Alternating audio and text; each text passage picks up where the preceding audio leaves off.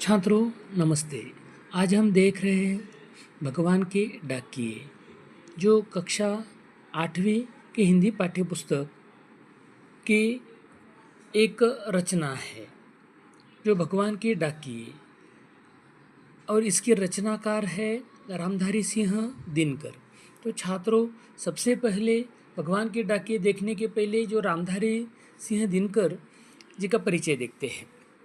रामधारी सिंह दिनकर का जन्म 23 सितंबर 1908 को बिहार के मुंगेर जिले के सिमरिया नामक गांव में हुआ था। रामधारी सिंह दिनकर राष्ट्रभक्ति से ओतप्रोत ओजस्वी कवि के रूप में जाने जाते हैं। अपनी प्रारंभिक शिक्षा पूर्ण करने के बाद हाईस्कूल मोकामा घाट से तथा पटना विश्वविद्यालय से बीए ऑनर्स किया।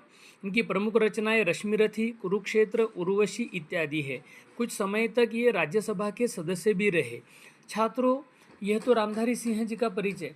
इसके साथ साथ हम देखते हैं कि भगवान के डाकिए इस कविता का आशय क्या है, कविता का सार क्या है। तो रामधारी सिंह क्या संदेश देना चाहते हैं वो देखिए। भगवान के डाकिए कविता के माध्यम से कवि यह बताना चाहते हैं कि पक्षी और बादल भगवान के डाकिए हैं। पक्षी और बादल की तुलना कवि ने भगवान के डाकिए से की है। जिस प्रकार डाकिया हमारे प्रियजनों के समाचार की चिट्ठियां लाकर देता है, उसी प्रकार पक्षी और बादल भगवान द्वारा भेजे गए मिलजुल कर रहने के संदेश को हम तक पहुंचाते हैं।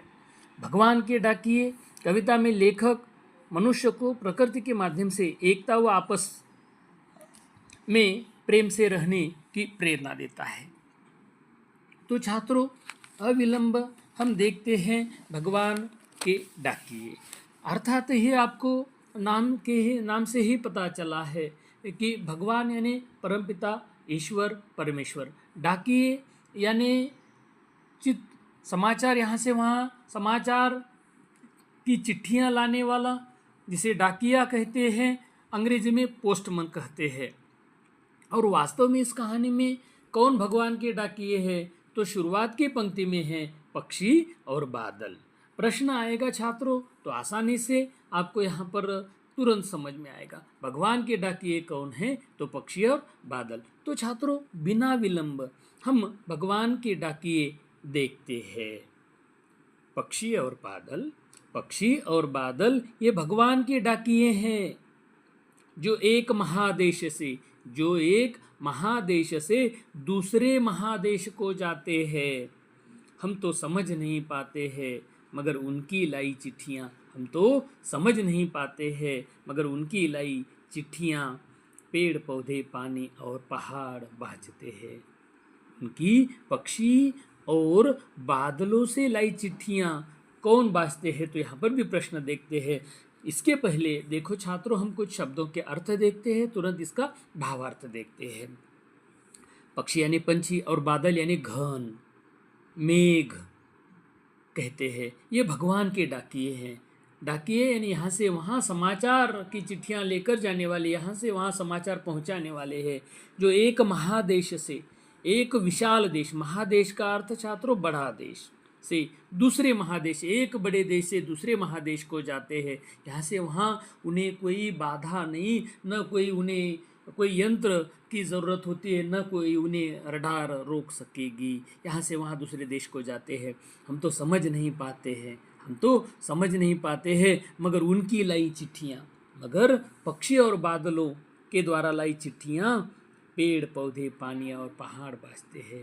पेड़ यानी वृक्ष, पौधे यानी तरह तरह की वनस्पतियाँ, पानी यानी जल और पहाड़ यानी पर्वत, यह सब बाँचते हैं, वाचन करते हैं, पढ़ते हैं। छात्रों, अगला पद देखते हैं। यहाँ पर दिखाई दे रहा है आपको हमारे पाठ्यपुस्तक में ई पाठशाला जो हमारे उसी में इतना सुंदर चित्र जो पंछियों का और बादलों का दिया है। तो छात्रों, दूसरा पद देखते हैं। हम तो केवल यहाँ आंकते हैं। आंकना यानी अनुमान लगाना। पहले मैं पढ़ता हूँ ये सारी पंक्तियाँ। हम तो केवल ये आंकते हैं कि एक देश की धरती दूसरे देश को सुगंध भेजती है। एक देश की धरती दूसरे देश को सुगंध भेजती है, और वह सौरभ हवा में तैरते हुए पक्षियों की पाँखों पर तीरता है। और एक देश का भाप दूसरे देश में पानी बनकर गिरता है। एक देश का भाप दूसरे देश में पानी बनकर गिरता है। तो छात्रों, इसका अर्थ भी हम देखते हैं, शब्दार्थ के साथ अर्थ देखते हैं, एक एक दो दो पंक्ति का अर्थ देखते हैं, ताकि आपको आसान भाषा में समझने में सहूलियत हो। चाहे आप किसी कारण से पाठशाला में अनुपस्थित रहे या आपका यह घटक छूट गया है, तो ज़रूर मेरे इस वीडियो क्लिप से आपको ज़रूर लाभ होगा।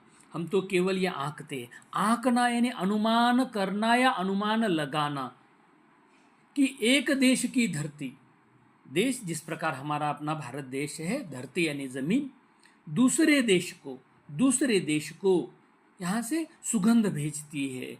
एक देश का सुगंध दूसरे देश को कौन? तो पंछी, बादल भेजते हैं, और वह सौरभ हवा में।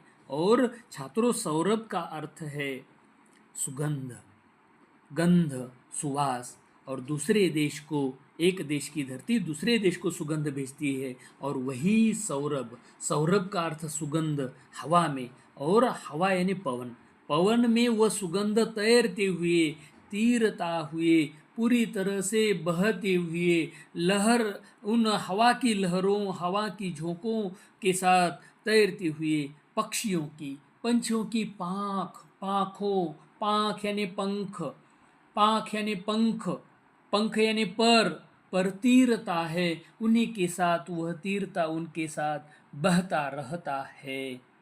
और एक देश का भाप, छात्रों, एक देश में हुई पानी की भाप, जब तेज लू के झोंकों के कारण पानी की भाप होती है, एक देश का भाप यानी पानी का वायु में परिवर्तित होना, भाप दूसरे देश में, किसी अन्य देश में, यानी प्रकृति देखो कहाँ से कहाँ पहुँचती है, क्योंकि यह समूचा विश्व ही है। यह पूरी तरह से एक देश का भाप दूसरे देश में पानी बनकर गिरता है। ये दूसरे देश में आज यहाँ पर भाप हो गई है, पानी का भाप हो गया है, पानी का वायु में परिवर्तन हो गया है, तो दूसरे देश में वह भाप बनकर गिरता है। वास्तव में रामधारी सिंह जी यह कहना चाहते हैं कि भाईचारे का संदेश देना चाहते हैं।